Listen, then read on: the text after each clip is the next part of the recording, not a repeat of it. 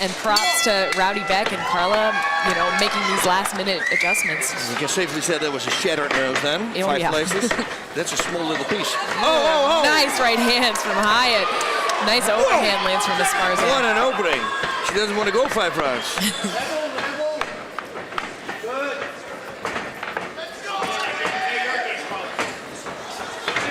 Wow, those right hands are landing. These girls are throwing. Forget the wrestling for now, I guess. Yeah. Esparza did say she wanted to test her stand-up skills. She's in for that double. It's on her back. Great level change, penetration. That means that one of those punches, multiple, penetrated through, and she goes, let's not do this.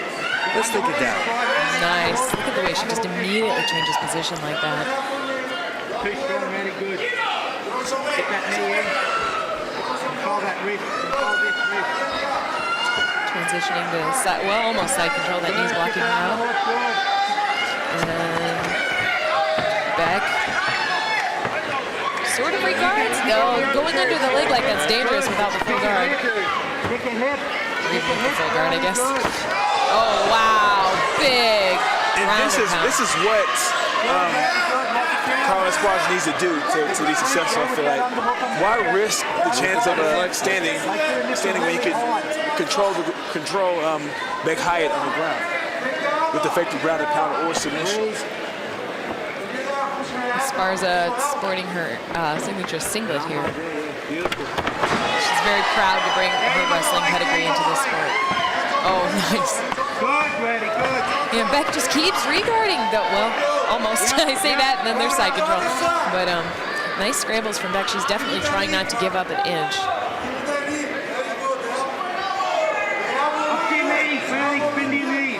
Esparza said also, she wanted me to know to fear the singlet. That was her quote. So now I got it. Good transition. Nice transition. She's like, she just sticks to you like glue from position to position. Hey, yeah. The thing is that with Bec Hyatt carrying her weight and just constantly fighting, it's gonna wear her down, especially stand up. Carla on the back now. So far, Bec defending her naked choke attempts, but again, Carla, she's like a little burr stuck to you. She just rolls through position to position. Yeah, well, 2-time All-American. That does mean, right, that she has a little bit of wrestling skill. A little bit.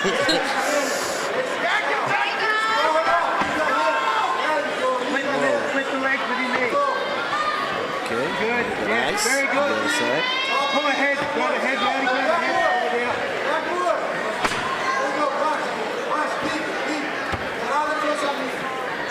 And one good thing that Carla's doing is she's keeping the weight forward, so Bec cannot just stand up. Yeah, I appreciate how she's kind of cinching around her waist and yanking her back down to the position she wants her to be in. That's smart. Oh, there's the rear naked choke. It's not yet, chin's but still protecting it. That is very painful, though, across your face. You know, and if you do it a certain way, if you pull your elbow, you can actually pull the jaw inside your own throat. And that is painful. That would hurt. Yeah, you can snap it also. And it will still choke you out. And that is even more painful. But it's and then the pain is gone. And then the pain is gone, and then you wake up. And then you wake up and it's back. Sitting up there, Invicta's President Ars, watching closely to the fight, to the action on the outside there. Control that arm, peel it off. Bec is doing a good job fighting hands, but like I said, as far as it gets on your back, she sticks like a burr. You know, there's very little. If you're fighting hands, then all you have left is to move your hips. And she's keeping those hooks in, you know, controlling those hips really well, and then landing some kicks to the inner thighs, which is interesting. Yeah, some nice heel strikes there to the relaxed thigh. They'll hurt. And if it now doesn't hurt, it will hurt tomorrow. And another transition. Oh, nice knees to the shoulder there by Esparza. Just she's riding her, keeping the weight going forward. It's hard to stand up when you have weight in your hands. Wrestling is so cool. I don't know what that was. It looked like a hairpiece. She's got ribbons tied in her hair, though. Yeah, I don't know if that's a smart thing to do in a fight. Esparza's, Bec's trying to climb for high guard. Pieces of toilet paper in there. Well, it was aesthetically very pretty. All right.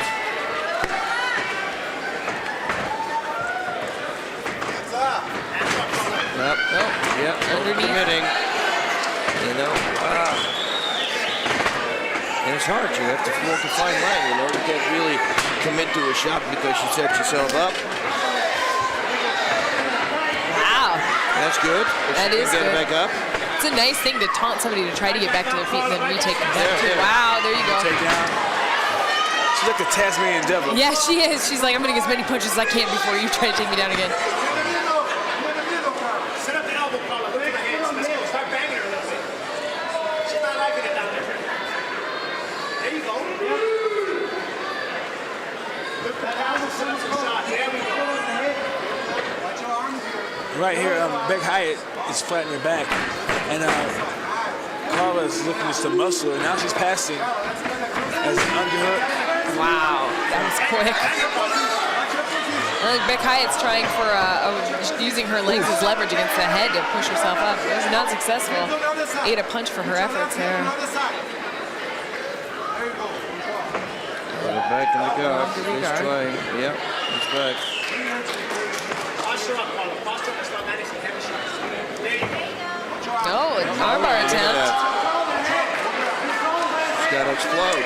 She's in a good position in her Yeah. hips, but Carla's doing a good job of stacking her down, and connecting her hands together. I really admire Bec's composure here, though. Like, she should probably look, for an explosive transition to something else at this point, like jumping out and grabbing the back. But oh wow, she's in a good position to finish that armbar. Esparza turns into her, goes belly down. Oh, excuse me, doesn't go belly down. Gets in her guard. Esparza is just circle her head, circle Bec Hyatt's head towards the cage. No, it's out. Okay, now it's out. Wow, that was a good attempt, though. That's a warning bell there, right there, for Esparza. That was good action on both ends. Absolutely. Wow, that kick again. Dang. Bec Hyatt is having, wow, nice knee, but she gets taken down. Nice timing on that one.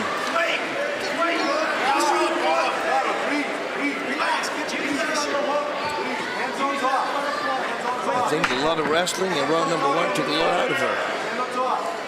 But it's 3.5 more rounds to go, so the second win will come also. Absolutely. We've got,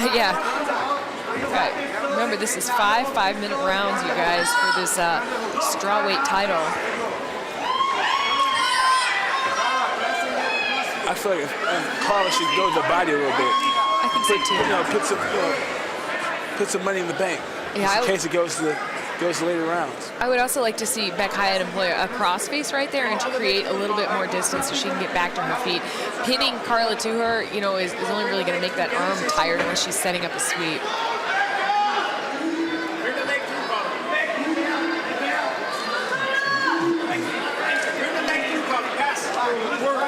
Now, see, Carla Esparza's corner is calling for the pass. Right now, especially she's content, I'm pretty sure Big John's going to say something within the next few seconds if nothing changes. Bec Hyatt should grab her the left arm. Not anymore. Switch legs and then just again flip it to the side. Left arm on the other side. Left arm on the other side. Left arm on the other side. Bring your knee upfield. Yes. Yeah. So now get there. Good. Watch the triangle. This leg up. Nice short elbows from her back. Carla's controlling that. We saw a lot of that today. People passing guard by controlling the opposite foot there and pushing down. It's a way to. It's a nice way to control somebody and move around and get what you want when they're attempting high guard positions on you. Right now, Bec Hyatt's controlling Carla Esparza's posture. That leg out.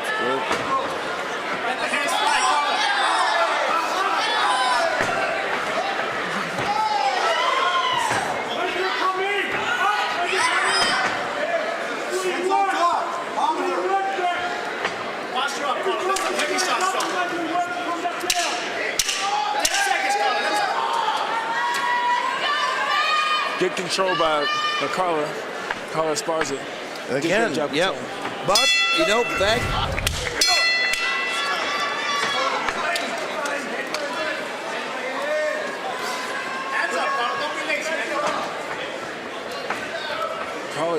Carla Esparza seemed to have slowed down. Yeah, it's interesting. Much.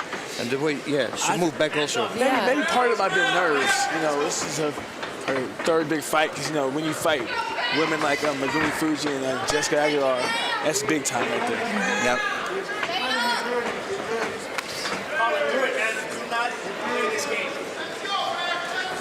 She's palming with the jab, too. Yeah. Goes right underneath, gets that takedown again. I wanted to say, don't throw an overhand. She'll shoot that. Nice knees to the upper thigh there. That's painful.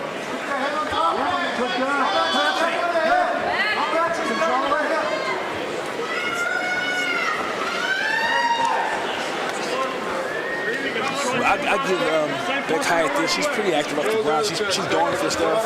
I think that that will pay off. Just her making Carla Esparza stay active. Absolutely. And what has she got to lose, really? Like Boss said, when you come into this, like, she can gun for any submission. If she gives up bad position, it doesn't matter. She's here to fight, and she's just going to fight from every position she possibly can.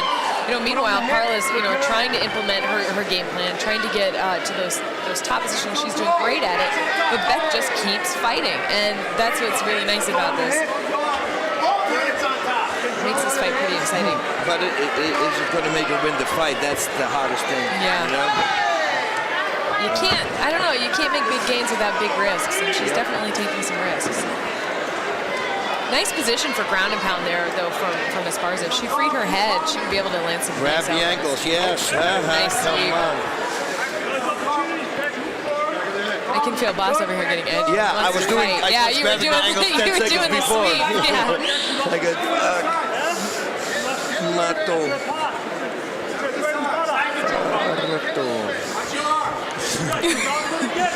Nice little baby slam there from Carla. And I'm wondering if Esparza is starting, or excuse me, if Hyatt's starting to feel, you know, a little bit of exhaustion in this. I mean, she has been pinned down primarily for 2 rounds with somebody transitioning on her. Fighting back every second, but, you know, holding on to somebody, pulling them into you like that, it's got to be really tiring when that's where they want to be. She's got to explode. Throw that left foot a little lower behind the knee. Flip! Yeah. And it's so easy said because this is the 3rd round already. Yeah, we got 2 more rounds. You know, I wonder if it's going to play into these fighters' psyche. You know, Carla was so successful at passing the guard so quickly in the first 2 rounds, and now it seems she's a little bit more content to stay right there. Big John won't let her, though. Good job.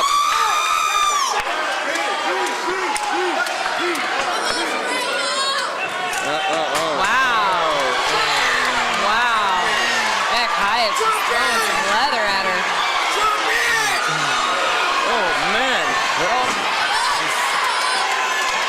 This is crazy. Nice. Wow. Taking advantage of that head wrap and just, you know, flipping her to the ground like that was smart as far as because she's kind of getting beat on there for a second. It was a muscled hip toss. Yeah, muscled hip toss. Or headlock. I'm writing that down. Muscled headlock. I'm learning. That means that really wasn't much technique behind it. She just grabbed it and went with it. It's just pure strength. Yeah. Panic mode. More of those knees to the inner thighs. You know, it's like a foot stomp. It can hurt you, but mostly it just distracts you and makes you annoyed. It's like kicking your ass. Yeah. Knee in your butt. Yeah. That's what she's doing. Yeah, basically.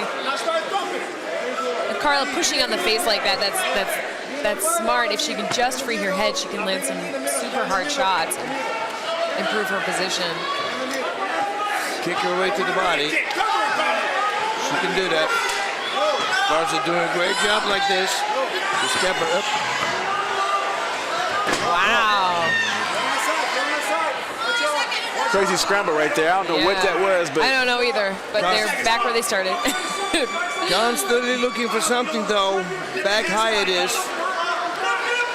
It's hard. It's hard to fight a really solid wrestler, you know, who understands body positioning the whole time. Absolutely. You know, she's very good at pulling her elbows out when she can feel Hyatt switching a 90-degree angle to attempt that armbar. I feel like Hyatt's gaining some momentum, though. Both fighters are visibly tired coming into this fourth round, but both, yeah, Superman punch. More of those takedowns. Or excuse me, more of those straight punches. You gotta push yourself away. Wow. She's gonna drive through. I wish she wouldn't have gone over the head like that. She actually would have been more successful.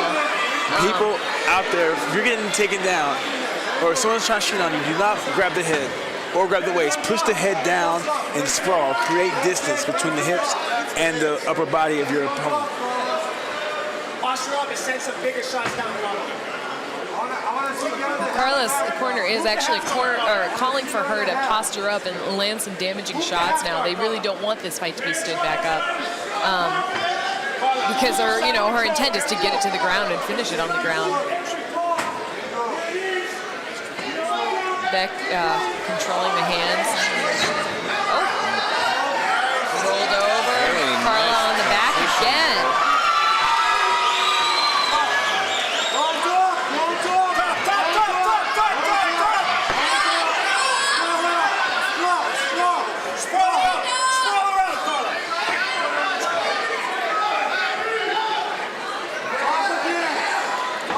Wow.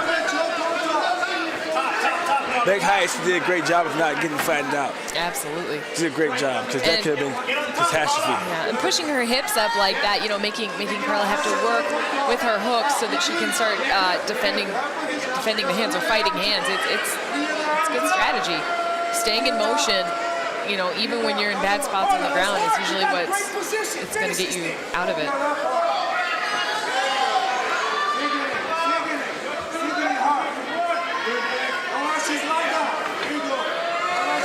Hey. Carla, keep your hands out on her head. Keep your hands out. Good girl, good. Keep your hands out. Can I choke you? Sink it in, Carla. Sink it in. Sink that choking. Well, something needs to happen. I don't think they can stand them up from this position. It's too good of a position for Esparza, but you're right, something needs to happen. Somebody needs to strike. She didn't improve at all. It looks like Big John starting to walk around. He's like, okay, what am I going to do? He's going to do it. He's going to do it. In positions like this, it's going to be who's first on top. Like, I really think that Carla should actually attempt to move to a mounted position or get that choke in.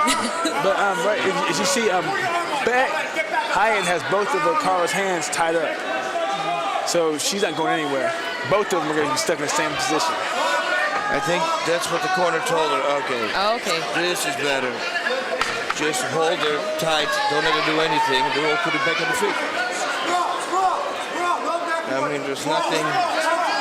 Carla's corner is asking for her to sprawl out and actually, break down Hyatt, get her as flat as possible. Yeah, but it's so easy to stop. Just stretch one leg and it's out.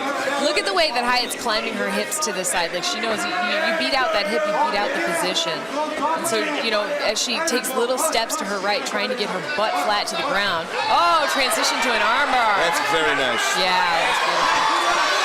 That's very nice. And now, wow, and she is back up on top. Wow. Hyatt in top position now. And that's going to be hard to stop her from getting up. Yeah. She's such a powerful. Oh, wow, big right hand.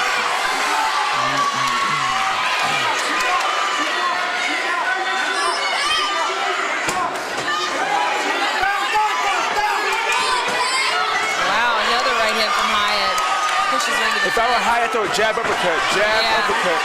Turn the time on the shoots right there. There's the shot. Again, she goes over the head. It's something like push her away. I think it's going to be too hard to. She's got to push her away. Oh, wow. Muscling her down to her back against the cage is not a bad idea. She's got to watch that toss, though. Again, the same thing. Push away. You should learn now after that happened to you 3 or 4 times.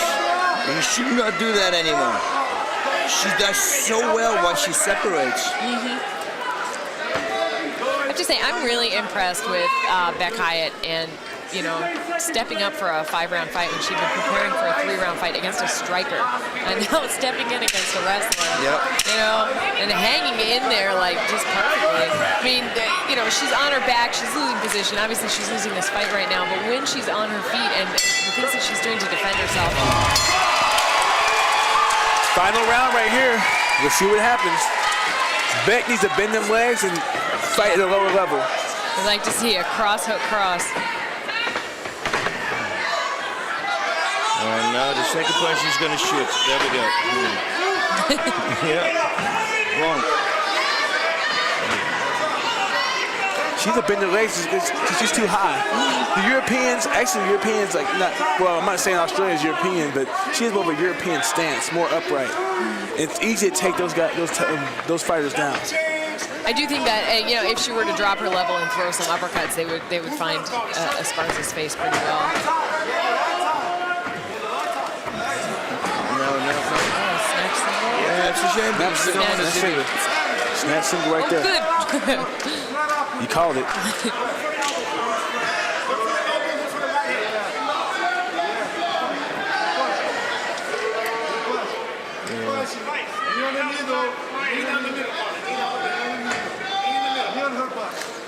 But you can't blame Carla Esparza for doing this because, you know, if it's working, then why quit? Yeah, she was getting punched in the face on her feet. Why not take it down? Go Be where smart. You're strong. That's the game plan. Yeah. Oh, nice. But there needs to be done damage. If you take somebody down, you need to do damage. If the person on the bottom also fights, this is a hard one to. I know the takedowns are there, but what did she bring her in danger one time with the takedowns? Well, she had her back a few rounds, had her back, but, you know, it's opposition. She's winning it off of pure position and controlling where the fight's going. More control of position. Yeah. If you look at damage being done, I feel like Bec Hyatt has done more damage. Attacking also, but it's ground going for submissions. You see so. But at the same time, like, you know, Bec Hyatt's had more success standing, but at the same time, Carla Esparza's control where the fight's gone and the pace of the fight. Yeah, no, I understand that, but you know, you always think. But I had some fights in the past. Now this is not that, but she went for a lot of submissions. But in a fight when they really constantly attack on the back for submissions, I give it always to that guy. Yeah. You know, and I say it's the same as on the feet. You know, the person who's on defense the whole time, that's the guy who loses if it's a standing fight. So if it's on the ground, the person who attacks more, even if it's from the back. Yeah. It should count, but this is hard. It's like you said, she controls it, where it goes, does that. I just love to see some damage also there on top of it. Good sign. See, everybody's going for that one.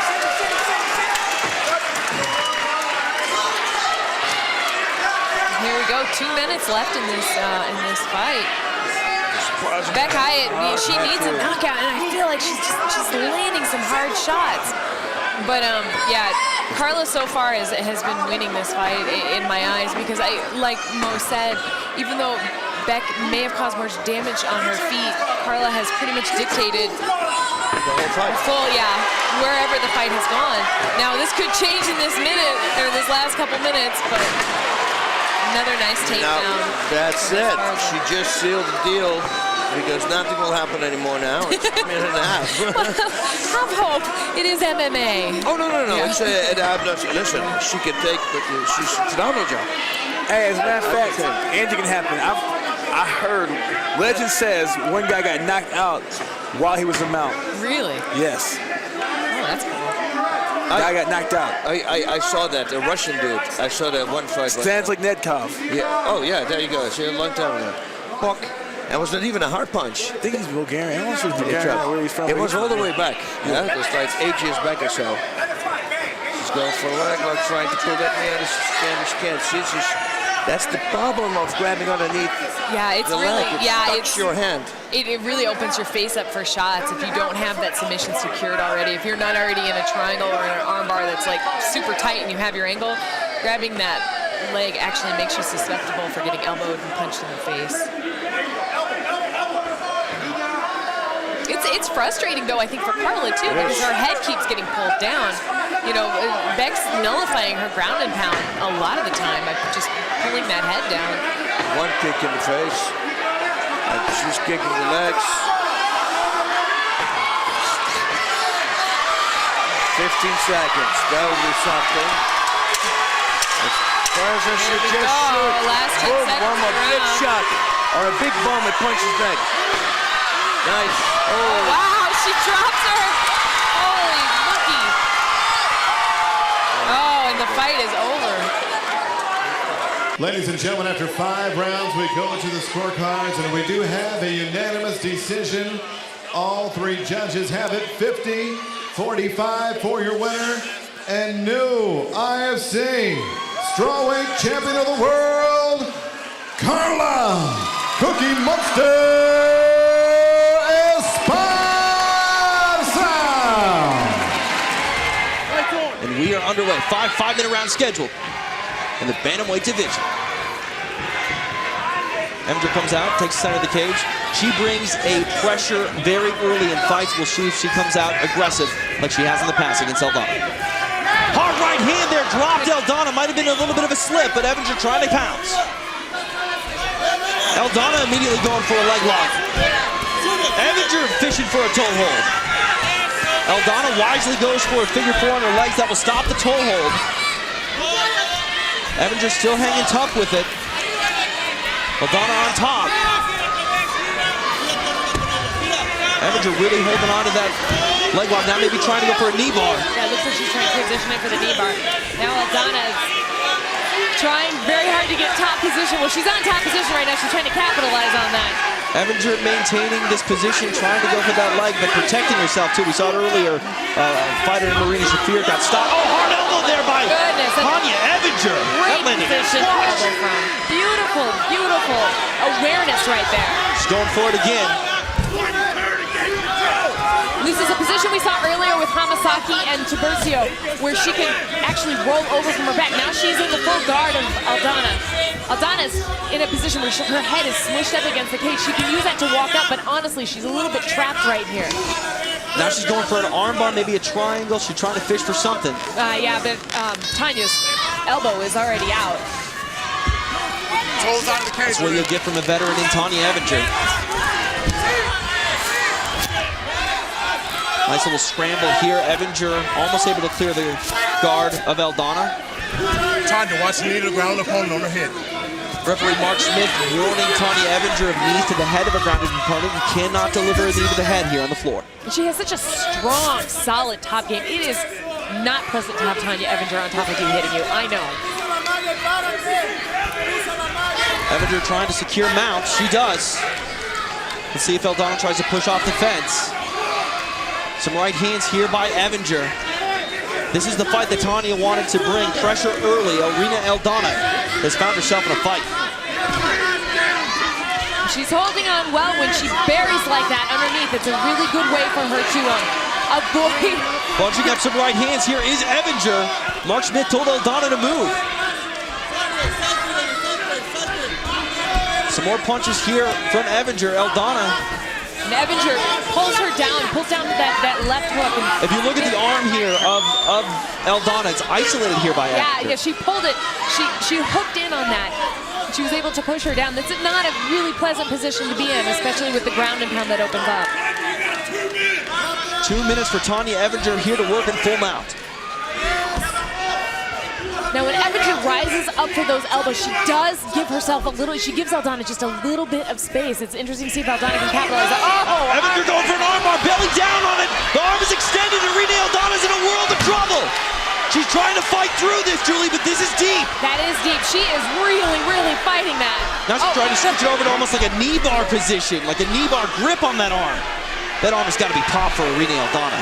She will not give up, though, right there. Look at the way she's defending. The heart of Irene Aldana on display here, but she is in a world of pain. She is. Oh, wow. That was beautifully done. She pulled her head up. Tonya went right again.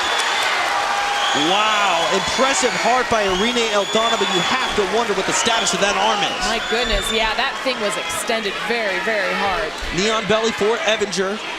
Tries to slip over to full mounts. Aldana able to capture her here in a quarter guard.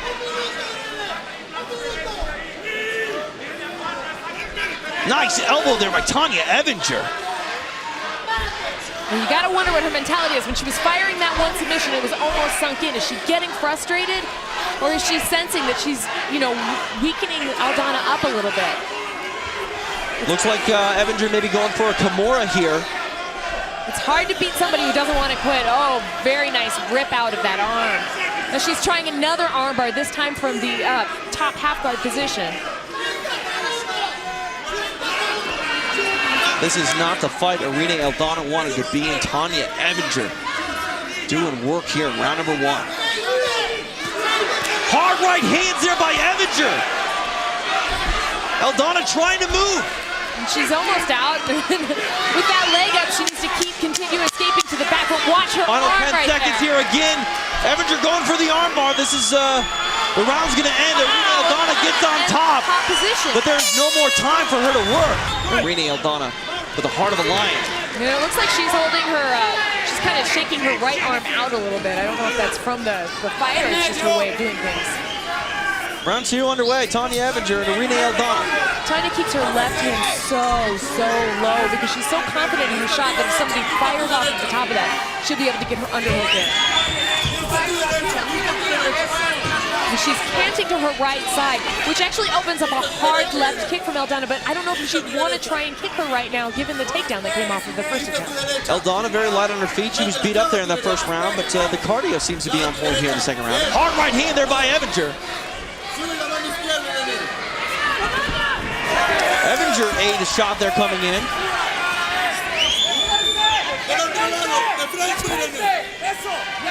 Now back to the wrestling game.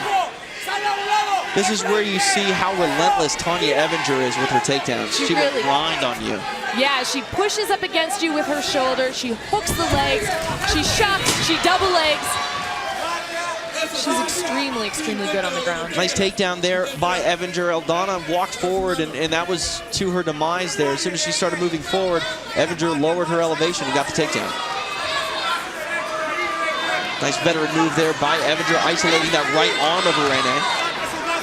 Yeah, it's the difficulty when you're going for hooks when you're trapped on the bottom. If you're trying to hook somebody's leg like that, you often really open yourself up to damage. You have to make sure that you're all the way in a position where you can attempt that sweep hard, or you'll end up getting hit in the face. Expect more of the same of Tonya Evinger. She's a pressure fighter, and she will keep it on as long as she physically can. She's doing so here again against Irene. Now Aldana able to regard.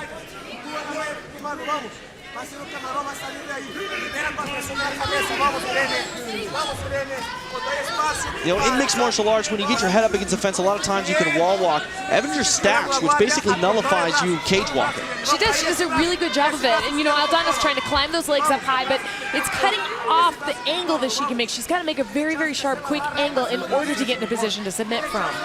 Now look at the way Tonya is tying her left arm under her body, passing it over to her own right arm. That's really smart. That opens up the strikes that keeps Aldana trapped by her own body weight. It's really just high-level MMA. It's a smart move to just do what she's doing. It's the expertise and the experience on display of Tonya Evinger.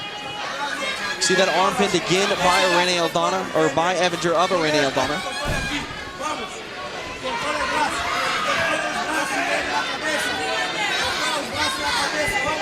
And this is just not a fun fight for Irene here. She's not really in danger of getting stopped here, but again, it's just more of a battering to the body, to the face, because she already had to defend off a vicious armbar. You can't even really say she defended the armbar. It did what it needed to do in wrenching it. She just wouldn't tap or break. And she is in a position, here where it's just exhausting. You're being grinded up against the cage. I don't think it's ground. I think it's grinded. It's an active motion. And it's really difficult to get out of that unless you have some motion with your hips. You can get your head into a position where your hips can move better. Now we see her flowering in for that leg, but as soon as she did, Evinger lowered her base, stopping any movement. Evinger has such a long torso and such good hip control that she's really able to block out a lot of those attempts. Wise by Evinger to keep Aldana pressured up against the fence. If Aldana is going to get a submission, she's going to have to do it in space. She's not going to be able to do it when her head is smashed up against the wall. Evinger trying to make space here, maybe go to half guard. Just needs to clear the left foot. Not able to do so yet.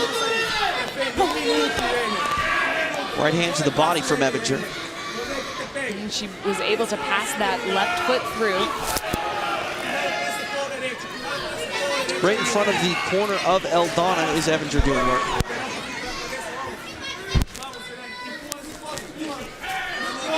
See if they can come up with something. Irene Aldana's got to move here. Some hard right hands got through there by Evinger. She's doing a good job of getting herself walked around with the cage. Unfortunately, she's really bad when she's parallel right there. That's a bad, bad place to be. You can really get hit. There you go. When you turn yourself over a little bit, or you put your back up against the cage and use it to walk, even from the ground, even from side position, it opens things up just a little bit more for your motion. Final 10 seconds here in round number 2. Bantamweight championship fight between Tonya Evinger and Irene Aldana.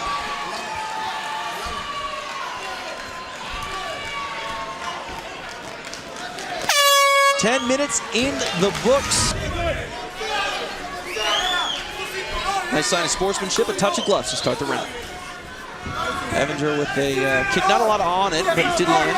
But I think that what she's trying to do is open up that overhand right with that kick. There was the right hand there, blocked by Aldana.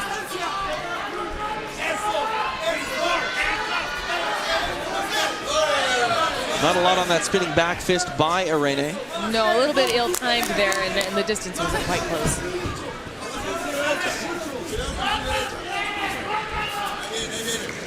It's almost like a Dan Henderson right hand with Tonya. She's just canting into that, cocking that thing up, ready to go. Aldana tries to fire off a 1-2 combination. Evinger avoids. I like the movement of Aldana. This should benefit her if she's able to keep this fight on the feet. But she's got to stay out of that right hand and off of the floor for a while.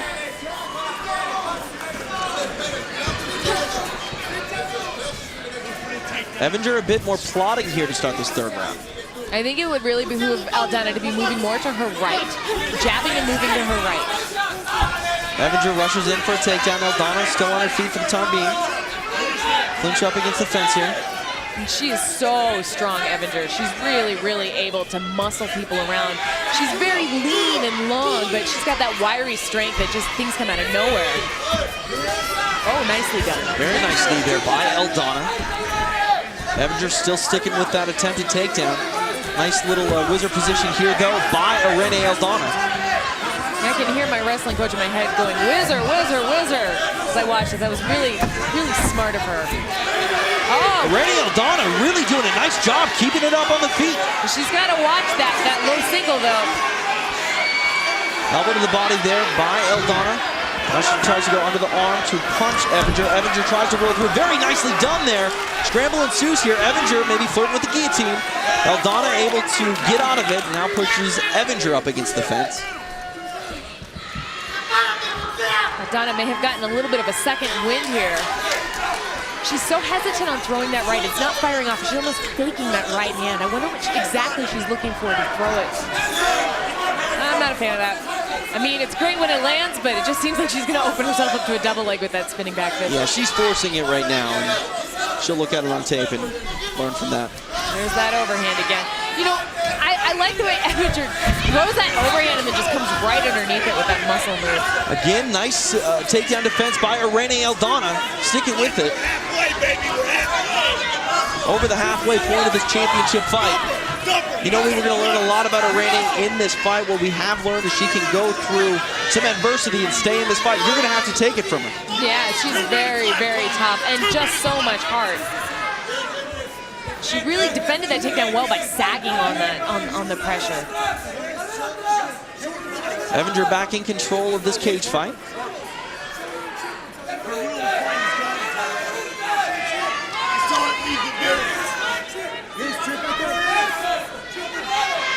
Aldana trying to circle away, trying to get off the fence. Evinger trying to do a trick here. Less than 90 seconds remain here in round number 3. Evinger getting the takedown. Aldana's got to be careful not to give up her back. She's in a good position to be really, really pounded on there from strikes. I missed that transition right there, guys, but she's doing, Evinger again is on top, passing through, trying to get to the mount position with her left leg. More of the same from Tonya Evinger, just pressure on Irene Aldana. Now she's got full mount. A minute left to do some damage here. Right hands to the body by Evinger. Post elbow. There they are. Again. Post elbow. You gotta fight back. 45 seconds, Evinger. Aldana. 45, Evinger. Got to be careful with that left arm. Looked like maybe she was leaving it open for an arm bar, but Evinger content to punch now. And now the fight is right in front of Evinger's corner, and they're calling out the time left in the round. They're knowing that she needs to stay consistent with these punches. She might be able to get a stoppage. Aldana trying to push off the fence here, looking for a sweep. Knee on the face there by Tonya Evinger. Goodness, Aldana's all the way stretched out there with that right arm being trapped. But she does not want to give up right here. Another armbar opportunity here for Evinger.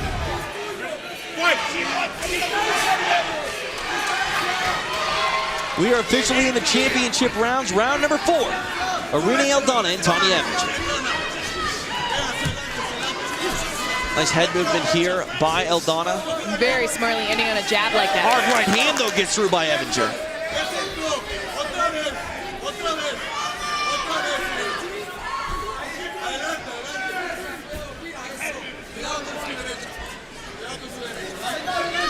Evinger coming forward, but a lot more flat-footed than she's been. She is, and it's like, you know, she just knows that she's been able to find a home for that right hand all night, so she's just going to continue to throw it to push her up against the cage to get that takedown.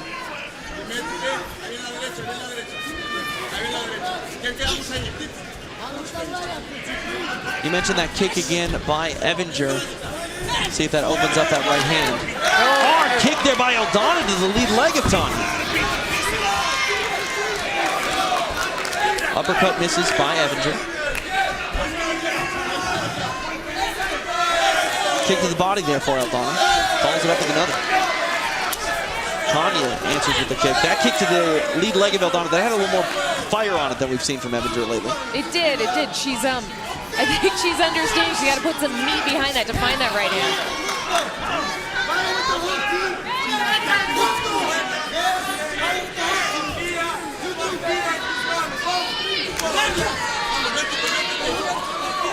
You still gotta like the movement here of Aldana, still very light as she moves around the cage.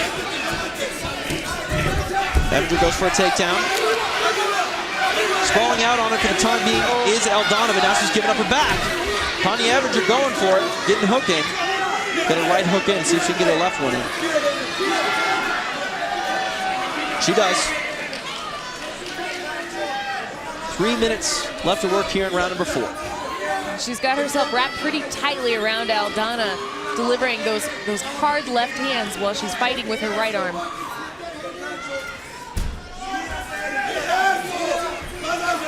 Evinger moves back to mount. Oh, that was nice. She's actually in a great position for a head and arm choke on Aldana's left side if she passes through. She definitely has it isolated here now. She goes for the grip. She's gonna have to step over to the side, right, Jill, if she wants to sink this in? Not necessarily. She has to drop her hips just to the right level, but it does help to drop to go to the side. Now she is dropping her right hip down, which is gonna cut off some of the pressure. Excuse me, it's gonna increase some of the pressure. But it will work a little bit better if she steps through with her left. Looks like she bailed on it, though. Nice little elbow there by Evinger. Evinger has sought after that armbar a few times from this position. See if Irene gives it to her.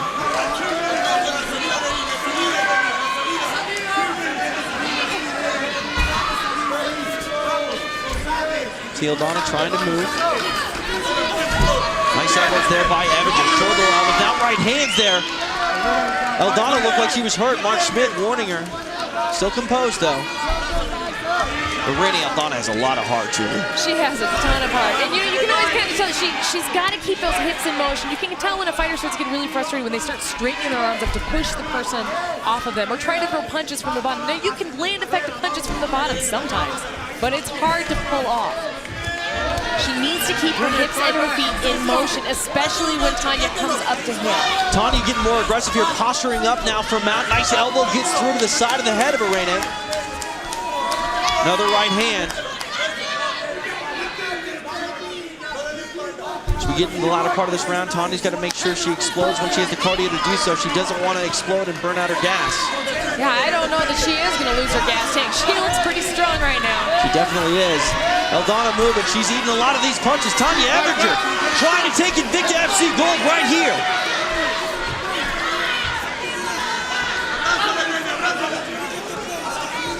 Tonya again trying to isolate the right arm of Aldana. She moves.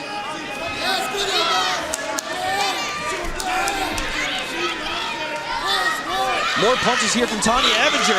Good. Now she's going for it. Irene Aldana, but it's done. It is all over. Tonya Evinger, the new Invicta FC Bantamweight champion.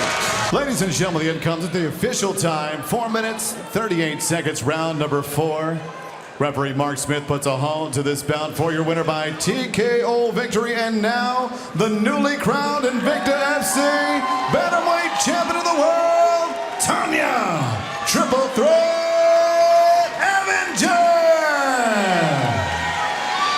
And here we go for the Bantamweight title, the armbar specialist versus the grinder, and Stoliarenko coming out like it's a one-round fight. Very aggressive. Very aggressive, Jimmy, and she has a lot of first-round finishes. She definitely has a... Oh, nice high kick. That caught her, another one caught her. Oh, but she runs into a right hand. Back and forth, and she will pull guard, looking for that armbar. Cutting the angle, she's almost got it. Verzosa able to circle out just in time. Beautiful hammer fist there. Wow. What an incredibly Do they think they're in the tournament? It's a one-round fight? No, this is a 5-rounder. I know. And they're fighting like it's a 1-rounder. They really are. And traditionally, Stoliarenko is an incredibly fast starter. She is very, very aggressive with how she starts her fights. Man, that head kick right on the money. See Verzosa blinking, another good right hand. Verzosa eating a lot of not just kicks, but punches as well. And Stoliarenko going down for that armbar. This time, Verzosa not going to the ground with her. And that is what is so gangster about Stoliarenko, is she will pull guard. She will jump guard in the middle of a fight, looking for that armbar because she is so confident. She believes once she goes to the ground, she can get it. She's doing a great job with the strikes. It was Verzosa who initiated the clinch. Head kick combo and the right hand over the top. Stoliarenko had her rocked. I believe she is still wobbly, Megan. She really is, but you know, Verzosa does have a little bit of an awkward, unorthodox style with her striking. She does have a tendency to be a little bit flat-footed, but she is very, very powerful when she does land. She moves generally very, very well, but her head very stationary in this fight. That's why that overhand right has been so effective for Stoliarenko. And she's doing a good job of bringing her head off the center line as they trade that right hand. So it's landing on Verzosa, but it isn't landing on Stoliarenko. Stoliarenko committing to every single strike, be it the kick or the punch over the top. Verzosa hasn't been able to find her own offense yet. Could be biding her time, trying to drag this into the later rounds. One thing about being a finisher, if you can get them out of round one, they slow down quite a bit. Could be what Verzosa is counting on. It's really interesting to see because we're about 3 minutes into this fight now, and I feel like Stoliarenko and Verzosa are really settling into the fight now. It's not as crazy. It's, oh man. And just as you say that, she lands a head kick over the top. Another right hand rocks her. The toughness of Lisa Verzosa. But she's got to get out of the way of these brutal punches. She has been a sitting duck, now rolling for the armbar again. Oh my goodness. She is just so creative with her transitions, and she will throw up an armbar from anywhere. No fear at all, trying to extend her body. If she can get her flipped over, she can finish this. So far, Verzosa able to stay on top. She's holding on to that grip for dear life. Because if Stoliarenko can get it extended, this might be over. She's got it twisted. Now it's a shoulder lock. That does not look pleasant. Yeah, it's like an Americana from armbar position. Now she has that arm extended and able to turn it out again. Oh, goodness. Now the old school fans, Kazushi Sakuraba got a move like this, and a guy named Ebenezer Fontes Braga turned an armbar into an Americana, able to twist the shoulder. He got the tap. It can be done. I know that's Sakuraba, but it can be done. Stoliarenko has to let it go.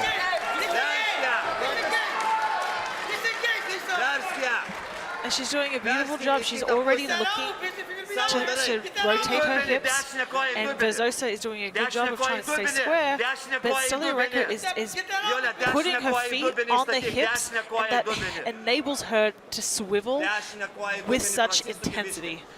That's how you isolate the arm, is get your hips off the center line. But Verzosa, for the beating she has taken, will see the end of round one.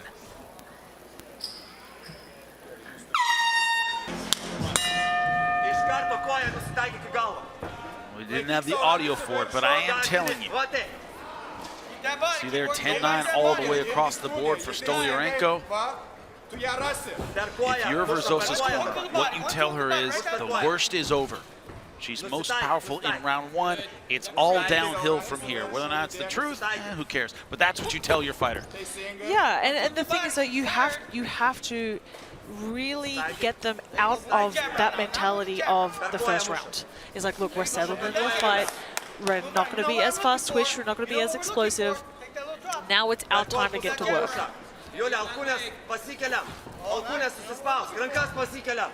And none of the judges went 10-8 in round one. She's not in a, doesn't have a terrible deficit in front of her. She has a good round. And it's right back to even. That's what you think if you're Lisa Verzosa.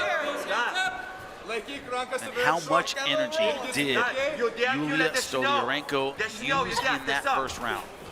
That is a huge question. It definitely looks like she's breathing heavier coming into this round, but also she's bleeding from her nose, so how much is that to do with not being able to breathe out of her nose? I don't know, but she does seem to have slowed down a little bit. Oh, nice right hand by Verzosa. Good counter catching Stoliarenko coming in. Beautiful uppercut there. It's interesting, for such a great armbar, which she does have, we haven't seen any real takedown attempts. It's been guard pulls. She hasn't really tried to clinch or trip or commit to any leg takedowns. No, she really doesn't, and she kind of throws those armbar attempts from nowhere. And it's very hard to train for that. Not exactly of the position before submission school. That doesn't seem to be her thing. No, definitely isn't. But that's what makes it so exciting. Certainly fun to watch. Oh, nice right hand by Stoliarenko.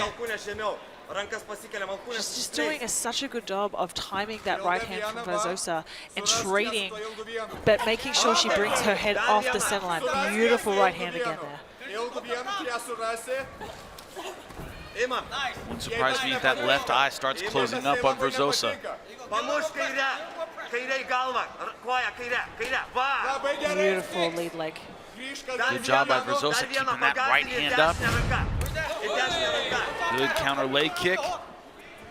Briefly took Stoliarenko off balance. That's what allowed the right hand to slip in.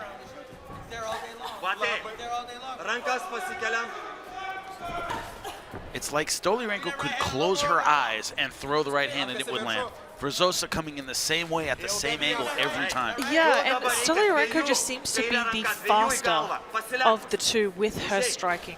Verzosa seems to be, a little bit slower with the timing, and like you said, she's not really coming in at any different angles, so Stoliarenko knows exactly where she's going to be. She's not really giving her a different read. Had a striking coach tell me one time, two fighters set a rhythm. The one who breaks the rhythm wins. The one who changes something up is the one who has the advantage. I 100% agree with you. So far, Verzosa coming in with the same offense every time, and Stoliarenko so far has it read. And probably because of that armbar skill, no takedown attempts so far from Verzosa. Nice right hand for Verzosa. Good timing on that one. Usually a fighter who's losing the stand-up battle will at least change it up, attempt a takedown. None of that from Verzosa. Yeah, and I think the danger factor that Stoliarenko poses on the ground could be a big factor for that. Why risk going into Stoliarenko's world? And there's the first commitment to the takedown. She rolls right for the armbar.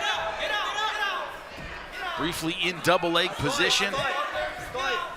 Now going Imanari roll. That's a gutsy move in an MMA fight. Well, when you're a Burmese bare-knuckle boxing champion, I mean, you're not worried about getting punched. Yeah, why not? Beautiful head kick there, returned by Verzosa. Have you seen those Burmese fights? They are brutal. They are brutal. There's some they allow headbutts and everything. It is crazy. Check it out if you can. We will see the end of round 2. Lisa Verzosa versus Julija Stoliarenko for the title. You really can, Jimmy. She looks super focused. And I think, I wonder if Stoliarenko, how does she change her game plan now? Thought she landed some brutal right hands in rounds 1 and 2. Not as close with the armbar attempts, but will she change things up on the feet? Will she commit a bit more to the takedown? If you know the score, it allows you to evolve your game plan a bit. You know it's not working. Has to change things up. Does she have the toolkit to do that? Big right hand for Verzosa. I would like to see her feint a little bit more as she enters into that pocket. Draw those counters out. Because they've been big. Stoliarenko has committed to every punch. They aren't, range-finding kind of punches. They're big, solid right hands. When you get someone to throw that and miss, takes a lot out of them.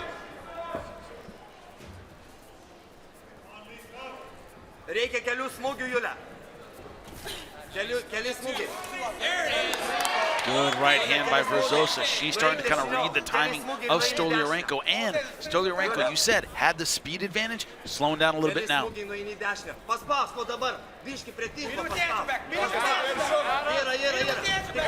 sequence of punches, backs up Verzosa. Stoliarenko going back to committing to the right hand. I think Verzosa is doing a really good job of using that lead side uppercut as Stoliarenko enters into the pocket. It creates a different angle. It's a punch that she can't see coming. That blood really starting to flow out of the nose of Stoliarenko. Drop that hook to the body. She's walking right into it. There you go. Oh, nice.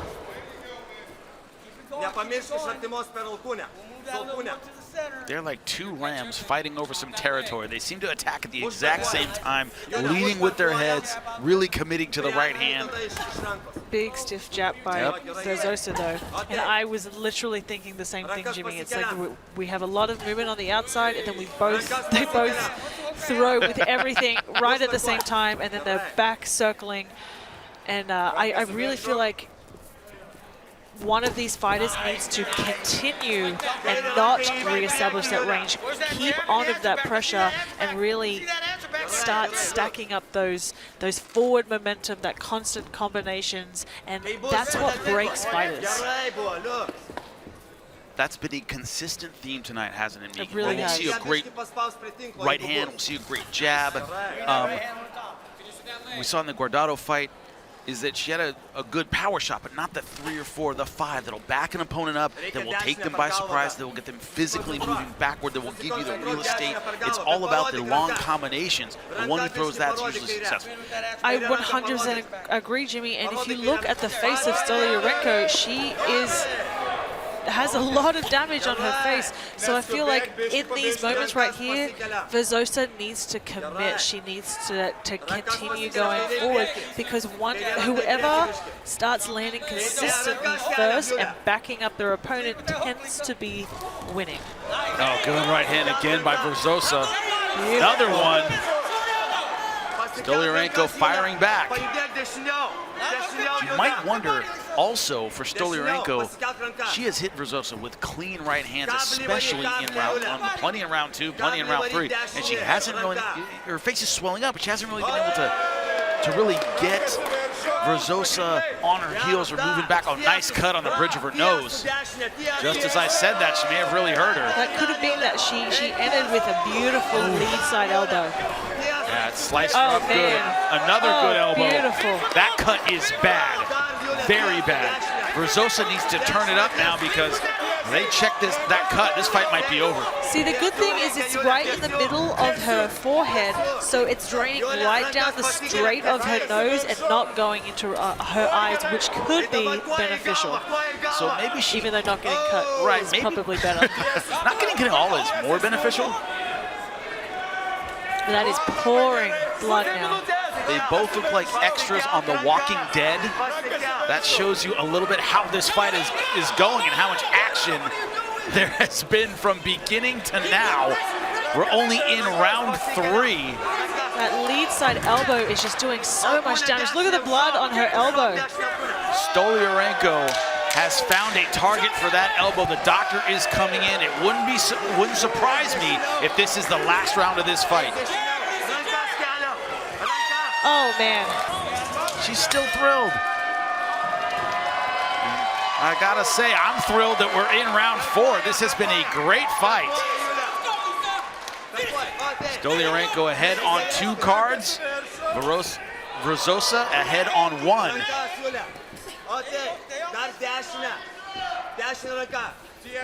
But now, Stoliarenko has a target, and the target is going to be that cut right in between the eyes.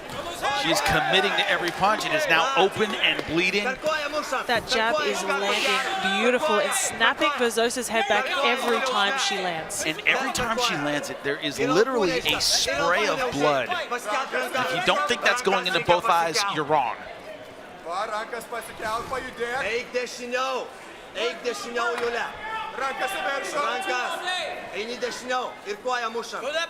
This might be the bloodiest fight I've seen in Invicta. And I mean both fighters. It's been absolutely incredible. It's been a war. This has been a fans fight. Blood from the first round. You couldn't ask for anything more in a title fight. Both fighters trading power punches. It's been back and forth. I put Stoliarenko ahead in the last round. 2 of the judges agree with me. Remember, fans, we're trying the open scoring for the first time. Therefore, we know we are not guessing. 2 judges have Stoliarenko ahead 2 rounds to 1. Going into this 4th round. It has been back and forth. Verzosa coming back in round 2, but in round 3, a horrible cut right between the eyes from a lead elbow. We talked about changing the distance, changing the pattern, changing the range. The elbow does that. Instead of a right hand, there's a shorter weapon coming at you from a different angle, and Verzosa just didn't see it coming. She really didn't, and Stoliarenko has opened up 2 cuts, one just below the eye and one over the forehead, and that beautiful jumping elbow there. And that has been the distance, as you said, closing that range and not letting Verzosa use those long range punches. Because once she did and she started landing consistently those long jabs and crosses, she was having a lot more success. Stoliarenko, her skin looks like she went to a tanning salon and went, blood, going for the blood look, because it is all over the front of her body. And if you look at the match, bad move by Stoliarenko. It's the 2nd time she's done that. Her mouthpiece has come out, she bent down to get it. Verzosa could have attacked. The referee did not say stop or break. Got to be very conscious of that. The referee doesn't say stop, your opponent can hit you. Now Verzosa, being a sportsman, she didn't have to. That cut is absolutely leaking now. And it looks like she has a cut over her left ear as well. It looks like there's blood coming from just on top of that left ear. I think you are right. You know, and probably from those now backside elbows. Man, Stoliarenko is really adjusting to the range and really finding a way to disrupt the timing and change it up. Right when it looked like Verzosa had her timed a little bit in round 2, it's like she was figuring her out. She was starting to land effective punches, and it's really hard even to not stand up and yell, "Stop doing that." If I was her corner, that's the worst thing you can do. Yeah. All Verzosa has to do is throw a kick in that situation. She knows her head's going to go down. Can't do that unless the referee says break. Those coaching instincts really come back. But it is difficult, particularly for Verzosa, as she tries to initiate, and then your opponent, and so she's being a respectful fighter, and then your opponent is just bending down to pick up their mouth guard when the referee hasn't said stop. In the Guardado fight, they let it run until the action stopped. So that is up to the ref. So I feel like Stoliarenko definitely should not be doing that, and it should be up to the referee. Yep. That time she came in with an elbow and got clipped with a left hook. Caught her off balance. Look at the mat. That is all from one fight. Shannon Knapp, big dry cleaning bill after this is over. Wow. Oh my goodness. Once again, the doctor's gonna come in between rounds, and will we get a final round? This crowd really appreciating this fight. So should the fans at home. It's been an absolute war. That's the only way I can describe it. Battle just doesn't do it justice. You see the scores, they're kind of all over the board. Stoliarenko ahead on 2 judges' scorecards. And that's what makes this open scoring so beneficial, because now we're in the championship round, and it is, we leave it up to the fighters to do the work that they need to do. Exactly. There's no mystery, they don't have to wonder.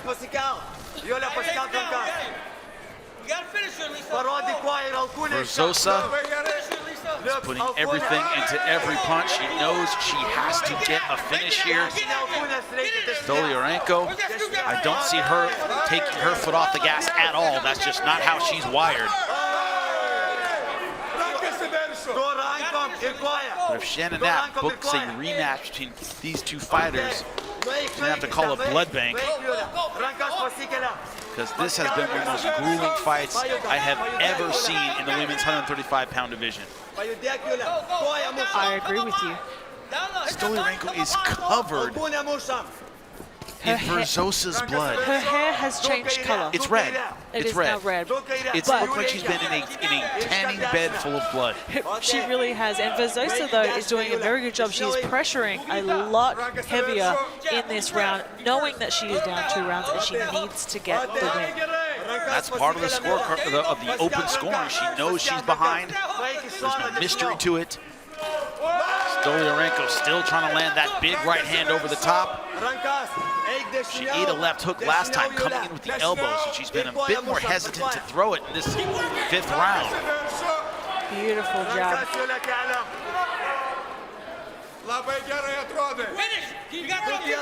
This is one of those, so you want to be a fighter type fights. This is what you show to somebody coming up who wants to be a mixed martial artist. You show them a fight like this and go, you can win, you can be a champion. But there are moments and rounds and fights like this where every jab means an ocean of blood coming down your face. That's the price a champion has to pay. Did you just hold up a piece of paper so you don't get sprayed with blood? She just did that. My broadcast partner, Megan Anderson, who, by the way, has done a phenomenal job tonight, just held up a piece of paper to not get sprayed by blood, and I appreciate that. You got a nice dress on. You do. That would suck to get blood all over. Man, both of these ladies showing tremendous heart. The blood that is leaking from Verzosa's face, every time she gets hit, it is spraying everywhere. But she is so tough, and she continues to march forward, and she is landing that right hand so well. She hasn't taken a backward step. The cut has not mattered. The beating she has taken from the right hand of Stoliarenko has not mattered. She has been in it to win it from the beginning. You couldn't ask for a better title fight. We've seen everything. We've seen blood. We've seen people get rocked. We've seen tremendous heart. And both of these ladies are absolute gangsters. Absolutely incredible. One of the best Invicta fights I have ever seen. Stoliarenko once again trying with that lead elbow. Verzosa coming forward, but in my opinion, it was Stoliarenko who made the adjustments at the right time to open up that cut. She changed up her offense, going from the punch to the elbow. It's Verzosa now in the final round of a championship fight who has to make the big adjustment and get something done. She needs a big round or a finish. She really does, but I think Stoliarenko, it does not look good on the scorecards that she is backing up. And with a fight that is pretty close, we have a 2-1 based on the judges. It could flip the other way. Oh my God, what a big shot. Stoliarenko attacking Verzosa as she's coming in, but Verzosa not backing down. 24 seconds left. The fans here standing up in appreciation. There are fights, there are battles, and there are bloody wars. This is one of the bloodiest wars I have ever seen in my commentating career. Hats off to both of these ladies, and it will go the distance. Kevin Champion scores it 49-46. Verzosa. Greg DeVilbiss, 48-46 for Stoliarenko. And Judge Stephen Graham scores it 49-46 for your winner by split decision. And now the Invicta FC Bantamweight Champion of the World from Kaunas, Lithuania, Julija Stoliarenko.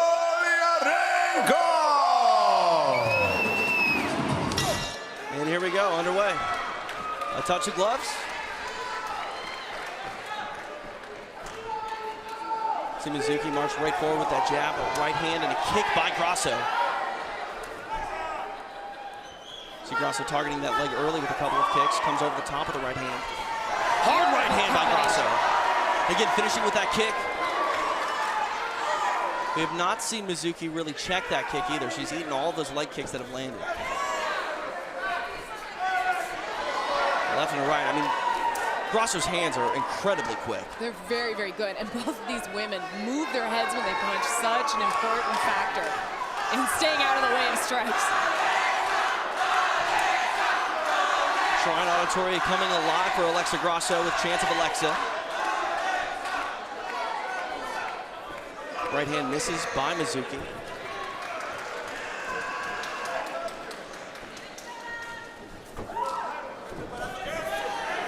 Double jab, a stutter step for that.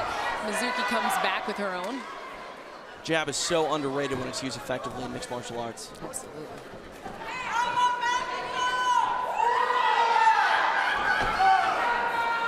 Hard jab by Mizuki. I mentioned the head movement. Both these women just very technical when it comes to striking. Hard right hand by Mizuki.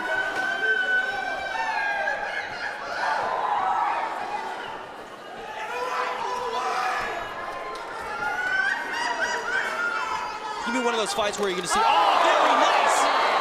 Spinning back kick by Grasso lands in the body of Mizuki. She follows it up with a flurry. Mizuki still hanging tough. Hard left hand by Grasso. Mizuki answers with a combination of her own. And I would think Mizuki's going to try and maneuver this to the fence so she can, attempt to do some of her judo tricks and throws. But Grasso does a very nice job of staying off of the fence. A lot of action here, and we're only 2 minutes in.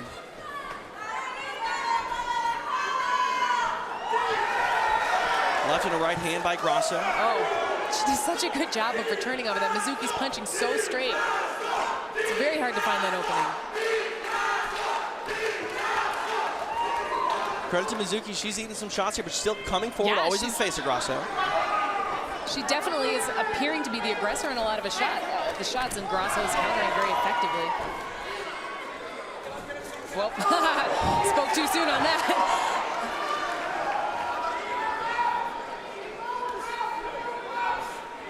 It's one of those fights where you almost have to sit back and really absorb everything because these women are moving so fast. Yeah. Good answer. I'm kind of excited. Hard right hand there by nicely Grasso. done. Lands on the chin of Mizuki. Mizuki launches a kick to the lead leg of Grasso. Saw Grasso early kick the lead leg of Mizuki. She's kind of gotten away from that. You know, yeah, it seems to come at the end of her combinations, which I like a lot. She's bringing the attention up high, ending with that kick. There it is.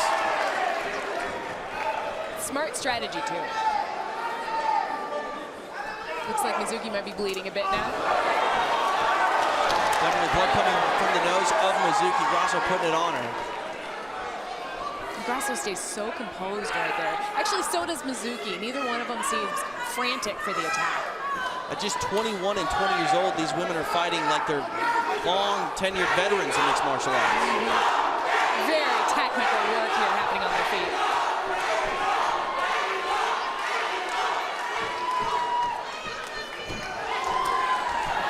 Again, that kick, a right hand by Grasso. These women content to kickbox, no effort at grappling here. Not quite yet. I'm guessing that's going to be happening, though. I'm guessing there's going to be an attempt for that. I really like the way that Grasso's jab is coming in there. It's definitely on point here early.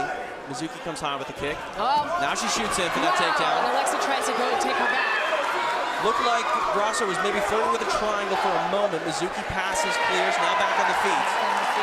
It was a nice shot, and it was a nice getting back to her feet. You know, you wonder if the judges count those shots when you go down, if the opponent pops back up, but it was very, very nice single leg. She wasn't able to secure top position, but now that is in the mind of Grasso. We've seen Mizuki shoot in, so in all of these punches and combinations that Grasso's going to throw, she's also got to be cognizant that at any given time she's going to have to sprawl. And Mizuki has very, very nice judo trips, very nice throws off of the fence. Some knees here to close it out for Grasso. Now back at space. Time's going to run out here. A solid first round between Alexa Grasso and Mizuki.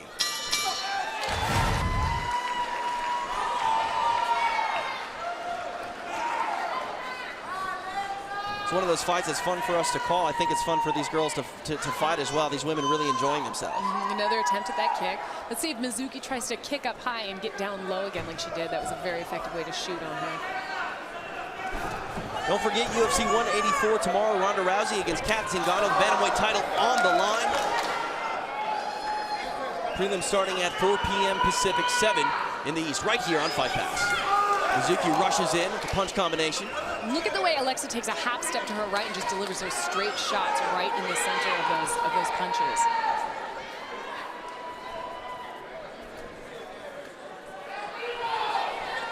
And you can see, I think the way that Mizuki is faking, I think she's going to try and shoot again.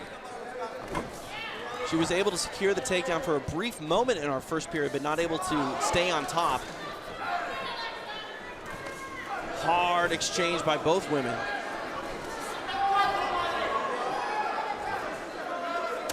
You see Mizuki, she's, taking some shots. Hard right high kick there by Grasso. Beautifully done. She set up, she hit that leg that she's been attacking all night and then popped up high and then did the same thing on the other side. She's rushing in now to try to get her a clinch going. Nice little left hand there on the inside, but Grasso also answering with some knees. Uppercut by Mizuki and a left hook. Now here's where it's going to be hard for Grasso, not hard for her to throw knees, but it's a little bit more dangerous. Being on one foot with Mizuki pushing you on the fence can be quite dangerous because of her tricks and her judo game. Nice elbow in there.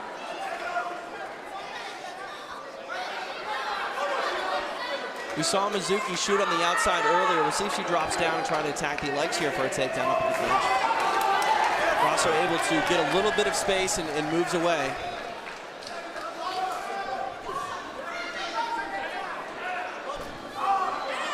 Now credit to Mizuki, she's eating some shots here, but not getting away from head movement, constantly marching forward, not getting deterred from her game plan. Launches a combination. See Grasso coming in, doubling up on the kicks. Nice return there. It's a really good way to get your balance back and not leave yourself exposed. Halfway point of this co-main event, strawweight affair. It's Alexa Grasso and Mizuki. Look at that double jab right into that kick. Oh, and the high kick again. Very effective way of just kind of getting in her face so she can return to her boxing and the strikes that are landing hard. Grasso getting quite comfortable with her kicks here in this middle period. And it looks like Mizuki's not respecting them quite as much. She's pushing forward. She's actually making more connections. Like she found those inches she was missing on certain shots. I love the way she's, I love the way Grasso's coming with that kick after those punches. It's an exclamation point on all of her combinations. It kind of looks like art. Well, I guess it is. They are mixed martial artists, after all. Mizuki bleeding from the nose, still coming forward. Grasso so fluid with her punching. And Mizuki's so fast. To be able to read on those super fast flurries and those super fast punches is really remarkable.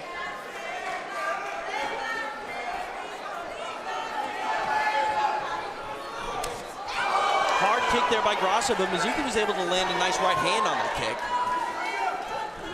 Now she shoots in, gets a takedown. Now she secures the position. Grasso. Oh, Grasso moves onto, well, attempts to move onto her back, fishing for that armbar. Mizuki has to be very careful here. Grasso going for an inverted triangle. Very, very interesting. Very this is nice. now we're going to Kimura at the same time. Gonna switch to an armbar. Oh, goodness. She needs to flatten her out a little. She needs to get the leverage to finish that. She's really, really good position right there. We've seen the choke finish here in mixed martial arts plenty of times before. We have. Mizuki's doing a pretty good job defending it, though, staying scrambling, moving around. She's wrapped up pretty tight, though. It's a matter of controlling the leverage at this point. Still working that Kimura as well. And I think that's very, very smart to work that Kimura because she'll be able to position her body a little bit more strongly. That Kimura, the position of her hand right there is actually what's helping her base out. If she can dig that Kimura out, she's going to be in a much, much better position to finish this, I think. You know, I don't know if I've ever seen a Kimura finish from this position for it. Grasso trying for it. Really innovative stuff from what we labeled him as more of a striker than anything in Alexa Grasso. Very impressive. You know, she took a step up in competition, and she's doing extremely well with that step. Time's going to run out for Alexa Grasso, but really a nice exclamation point on this middle round. We saw her have success throughout the round on the feet, but really nice grappling stuff. A little homage. I hear you. Our final round underway. It's Alexa Grasso and Mizuki. On my very unofficial scorecard, I have Grasso up 2-0. If you're Mizuki, what do you do here to try to steal this fight away? Oh, she's got to flurry with those hands. She's got to push her back, and she's got to get her onto the ground and get top position. Not top position where she's in a triangle, but top position where she can deliver strikes. See Mizuki still very aggressive, trying to back up Grasso into the fence. Grasso sees that and moves to her left. And Mizuki's not throwing ineffective strikes. She's throwing very, very well in this fight. Alexa's just countering very well. There's that kick again by Grasso. That leg's got a big welt on it now. That's going to be hard for her to walk tonight after that adrenaline wears off. There's the shot attempt again. And again, familiar position for Alexa Grasso. She gets taken down, but she's immediately offensive. Mizuki sees that, passes, now inside. Now this is where she needs to be right here. She needs to start throwing those strikes. She needs to start working towards a submission. Alexa doing a very good job of staying squirming, but she is in a bad spot right here. She needs to get her body over. She needs to come up on that single leg roll up. She's trying to do it, but she actually, you know, she's in danger of being mounted. Mizuki's very, very good on the ground. Mizuki went for that mount. Grasso saw it, puts her in half guard. Now Mizuki looking to pass, trying to take the back, maybe if Grasso rolls. Grasso wise, keeps her back to the flat of the mat. Now we see Mizuki isolating that left arm of Grasso. There's some real great going on here. Now we see Mizuki with that head kind of underneath, maybe trying to set up an arm triangle choke on Grasso.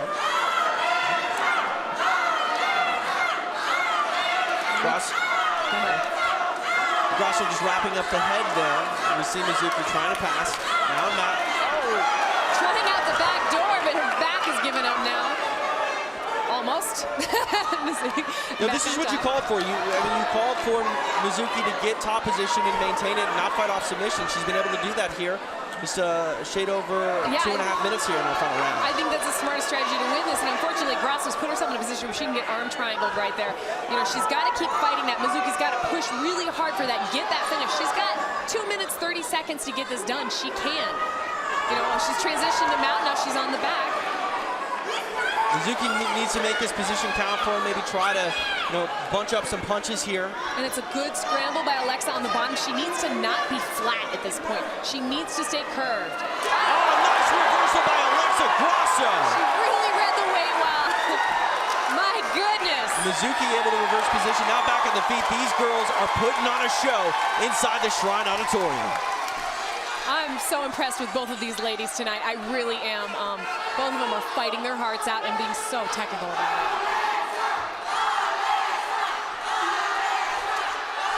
Grasso comes high with the kick. Mizuki shoots in for that single leg, gets it, and again, Grasso just constantly going for something. Very comfortable with launching off submission attempt after submission attempt. So smart to do, so smart to take the aggression, to train to hit the ground, and she's got that armbar pulled, but the elbows in the wrong place, yeah. and Mizuki able to free herself. Now working a guillotine. And doing a good job of prying her up on the cage or over her. The guillotine position of that right hand can actually work against her a little bit. It's good of her to get out of that and push on the head as opposed to pulling it down there.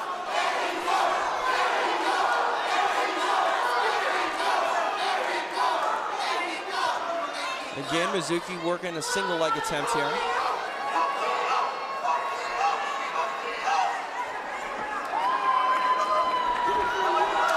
Grasso gets taken down here. That was a good read by Mizuki to go into that zone. Wow, what a hard kick that was. Nice up kicks by Grasso. Mizuki looks like she's not really sure how to handle those. She goes down to her knee, tries to pass. I thought that was a very smooth read of that, actually, to take advantage of the momentum of her leg and just roll through it like that. Very nicely done. But she really does need to get a finish right here, in my opinion. She's got the mount. She's going for it. Yeah, she's going almost the mount. She's wrapping her up. She's trying to go for it. She's only got 25 seconds to work here. I think Grasso has definitely shown her abilities here. If she can just survive this, she's very much well on her way, I think, to winning a decision victory. But Mizuki's doing such a nice job of keeping her pinned, really, really trying to finish this fight. Time is going to run out for Mizuki. A valiant effort here in the third round. You and I, cage side, I think we've scored him for Alexa Grasso, but a fantastic performance by both of them. After 3 rounds, we go to the judges' scorecards, and here are the totals. Judge Jackie Dinkin has it 30-26. Judges Derek Cleary and Ron McCarthy each have it 29-28. For your winner by unanimous decision, se mantiene invicta Alexa Grasso.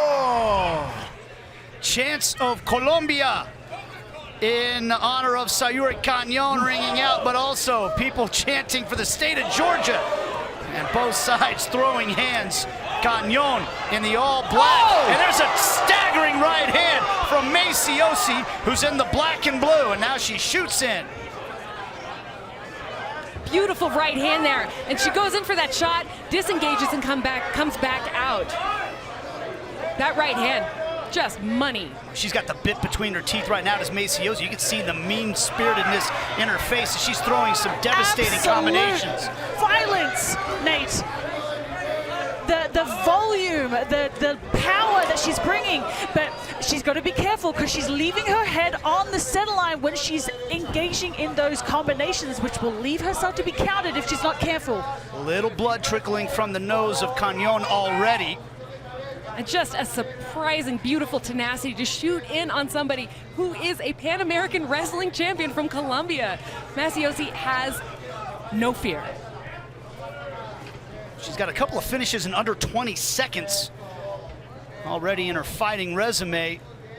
This again is her Invicta debut. And we saw the first 2 fighters came out with a flurry. Again, at elevation, we'll see how long these 2 can hold it up. But if there's anybody that you would expect to be fit enough for it, it would probably be Macioce.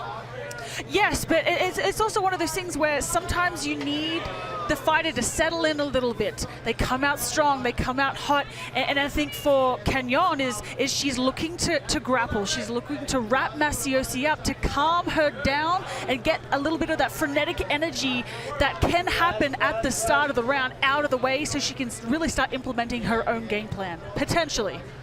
Blood already leaking from the nose of Canon. Maybe a little bit of damage on the right eye of Macioce as well. Yeah, there was a beautiful up knee from the Colombian fighters in the clinch a second ago, or a few seconds ago, I should say. I love the way Macioce's wrapped up like that on the body. That is exhausting. That was a knee from Macioce.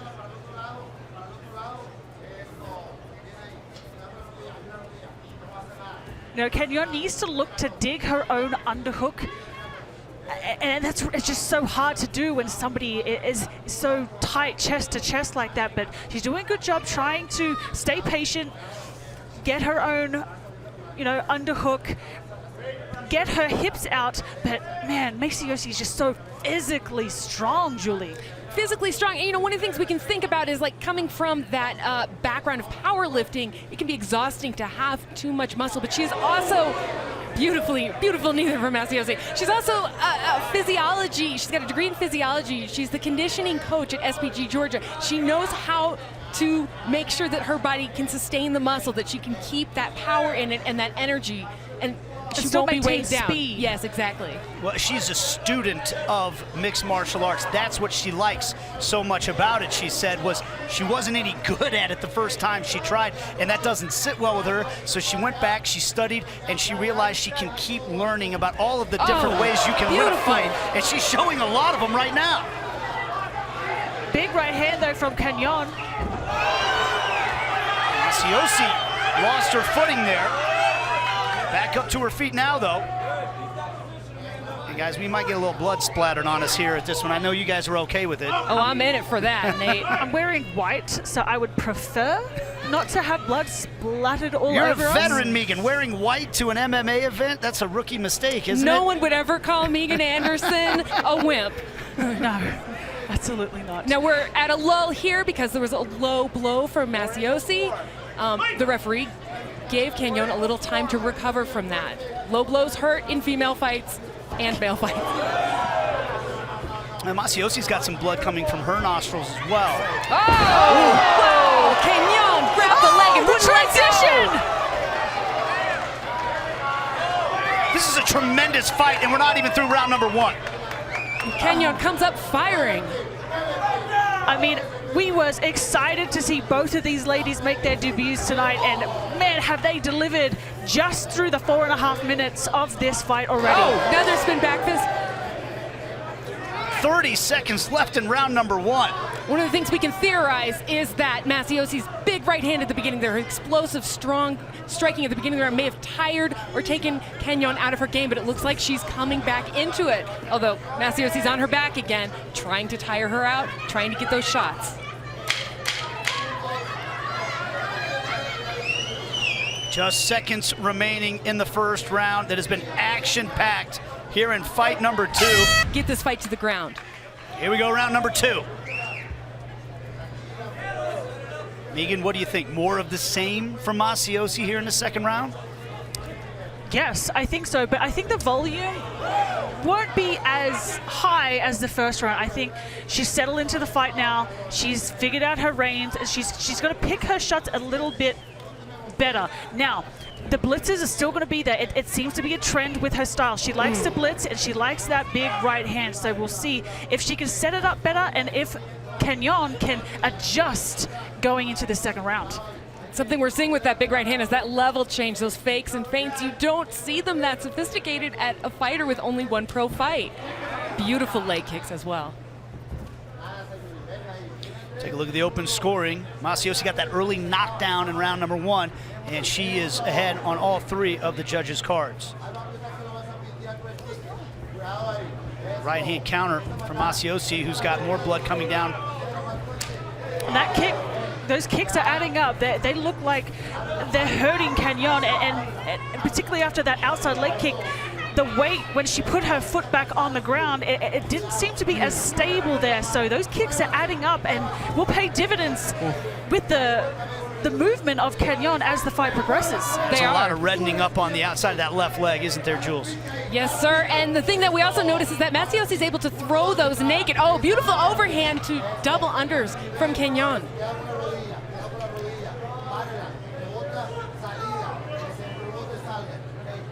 You know, let's see if Canon can take advantage of this position because, you know, she's been wrestling since she was 8 years old, you know, with 3 brothers. She's the only one that fights, and she's been a combat athlete her whole life, so we'll see if she's able to capitalize off this, but Macioce is just so physically strong that she doesn't seem to be able to get her wrestling game going like she wants, but man, that nose of Macioce has opened up now. Good Lord.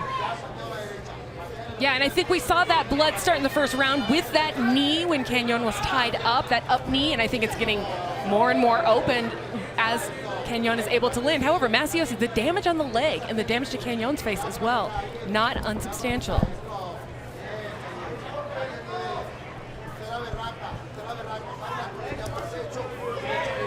And those naked kicks, Macioce's able to throw those. Canon, not so much because of Macioce's right hand. She needs to cloak them in a strike. Beautiful!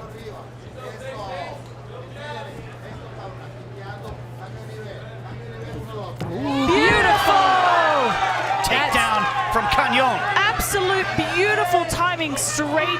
She's looking to go straight into mounts. She's doing a really good job of head over head. She's preventing Macioce from being able to posture up and stand back up. So if she's able to capitalize on this position, she can have a lot of success here. But man, Macioce just physically very strong, and she's just doing all of the right things. But man, the ground and pound and the barrage of punches of Canon right now is just taking a toll on Macioce, I feel. And that position she was in, there's the leverage you are able to generate in that small amount because of where Macioce is pushed against the fence. Trying for that slam. Oh, beautiful. 90 seconds left in round number 2. Canon growing into this fight as it has gone on. I love how you put that, Nate. That's exactly what's happening. Still having some hiccups, getting struck a little bit, but absolutely finding her pace, finding her openings. She's finding her groove, and I think a big part of that first round is Canon needed to be patient and let Macioce slow down and settle into the fight a little bit, and we're seeing that very much in this second round where Canon is able to get her game going and get her flow going a lot better because that frenetic energy of Macioce is gone now. You can see Macioce is very confident in the right hand. She peacocks a little. She has some flourish on it. She is able to do that a lot because she's not always in range for a response. Ooh, Canon finding some overhands.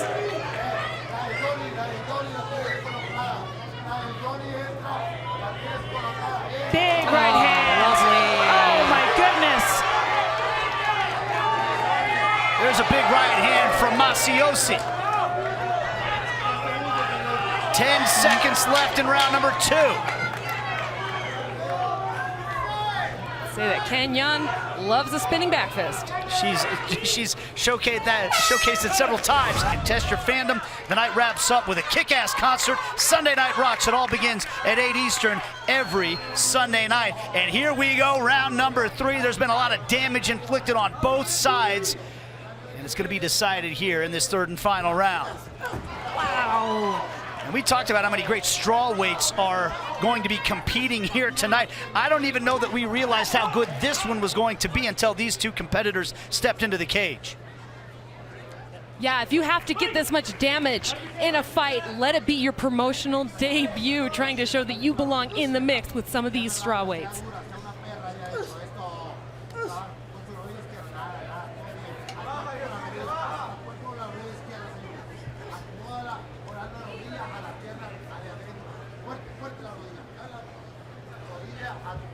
Oh, another high knee.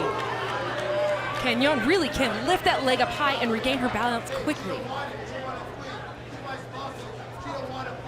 Macioce is tying to the inside, trying to slow her off a little bit. Macioce looks to be having some significant issues with that nose there. Yeah. She's breathing out of her mouth, which is not good at all. But man, look at those kicks. Look at the bruising on Canon's leg. And, oh, God, yeah, you can see her. the facial expression from Canon as she took that last kick to the left leg. Just check one, please. Just check one leg kick, please.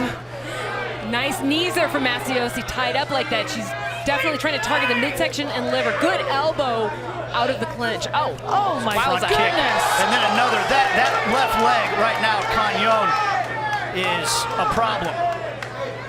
But she's still inflicting damage on Macioce. And she's pretty much, yeah, she's changing her stance, but she's staying in range. Like,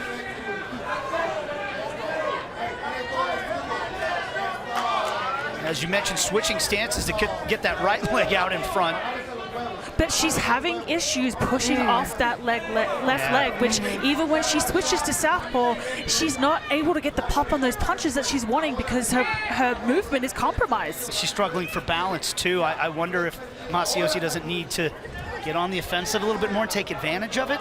Yeah, 100%. Like, you see that there's definitely a part of Canon that is significantly compromised. Like, you need to capitalize on that, particularly when it's 1-on-1 going into this final round. Beautiful takedown though by Canon, and just exactly what she needed at that moment. and from that position, as a southpaw, transition to a southpaw, that's a great time to find that single leg entry on somebody right-handed. And running the pipe, just beautiful execution there. 2 minutes left in this enthralling fight number 2, a strawweight fight between a couple of Invicta debutantes. Canon raining down punches right now on Macioce. Macioce just taking it to get back to her feet, but I don't think Canon wants that. So much is like based on the grip and where you can hold somebody in your body. Canon transitioning from a body lock. Macioce looking for the wrist, looking for control. It's beautiful fighting. And it's beautiful for two athletes who are so very young in their career. What the skills that we're seeing on the display here is just so mature for where they both are professionally. And the toughness both are displaying considering the damage they've taken in this fight with 1 minute to go. For Canon, it's on that left leg. Macioce, the nose has just been pouring blood since round number 1. Oh, is she grabbing the cage? I can't tell if her fingers are in or not, but ref should definitely keep an eye out for that. Beautiful by Canon.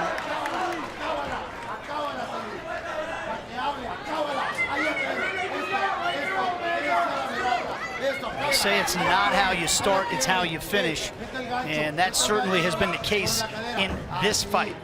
Sayury Canon has just elevated since that first round, and she is continuing to elevate and have an answer for everything that Amanda Macioce is trying to do, and she's putting on just a flawless performance to finish out this fight. And we are finishing out the third and final round right here. Macioce won round number 1. And now, ladies and gentlemen, after 3 rounds, we go to the scorecards. All 3 judges have scored it 29-28.